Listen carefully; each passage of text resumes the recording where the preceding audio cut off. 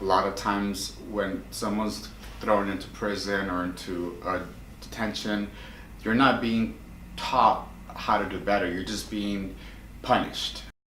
My name is Anthony Susure. I am the job developer here for New Earth. What I do is assist our youth to help them with the resources of job developing, giving them obviously a lot of resources to go back to school. But at the end, it's just kind of trying to give them a clear understanding of what they want for their path, for their career, for their life. So there are many barriers that at the end they start feeling like society is rejecting them and not wanting to give them a second, third opportunity when they're young kids. When I came to New Earth, just a vision and a dream of helping and assisting our youth, because obviously our youth is our future. And at one point in my life, I, was going through certain things that I don't think that if I didn't have those mentors that I had in my life during those circumstances, I would have been somewhere else. So I also feel like this is a payback to that.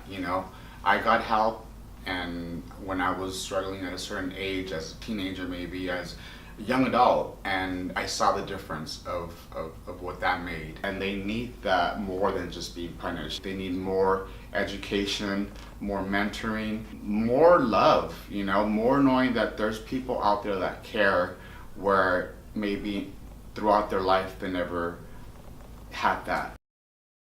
If I would have the love from my parents, because I didn't grow up with them, so it's like maybe, I don't know, things would have been different.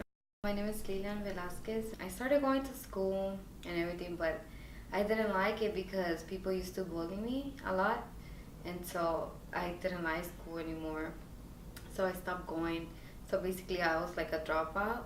They used to call my mom and they used to be like, what's going on with your daughter? But I wouldn't tell her either, because she left me when I was 5, so I didn't really knew who she was, because I didn't grow up with her. I kind of had the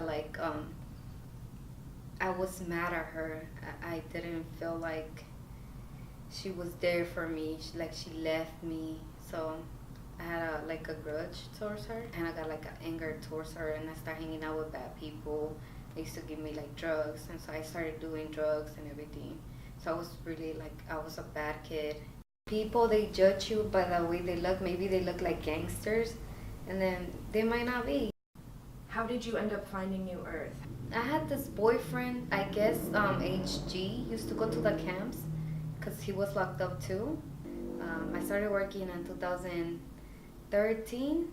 The school started in 2015, and I finished in 2018. So pretty much 2 years that I came for nothing, because I wouldn't do anything because I was still afraid. So I would always think about that and always bring negative to myself. How did your perspective change on that? Because then you finished, right? So my little girl, I have a daughter.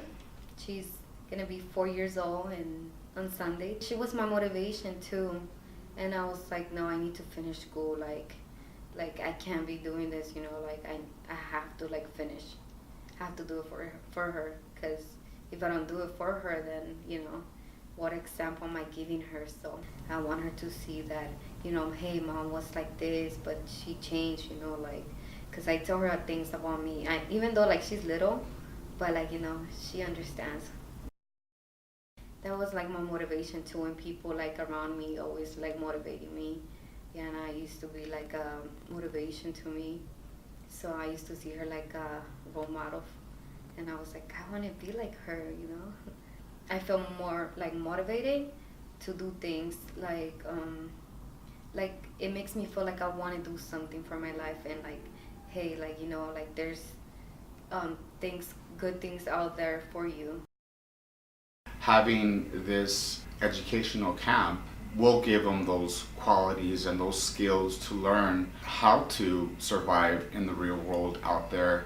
And not only that, but succeed, not to feel like a failure in society. But hopefully it will take away the stigma of knowing that a delinquent person that committed a crime in the past will never change. You can't hurt someone for 10 years that they committed something and hold them back from opportunities that can change them. So I hope that that's one of the biggest stigma that would change this, is knowing that even though at one point of these participants' life they've made a bad decision, but yet they can make a change within the next year, the next few months. They don't have to wait 10 years. So yeah, that's what I really do feel, that this is a great opportunity to show employers, society, our community.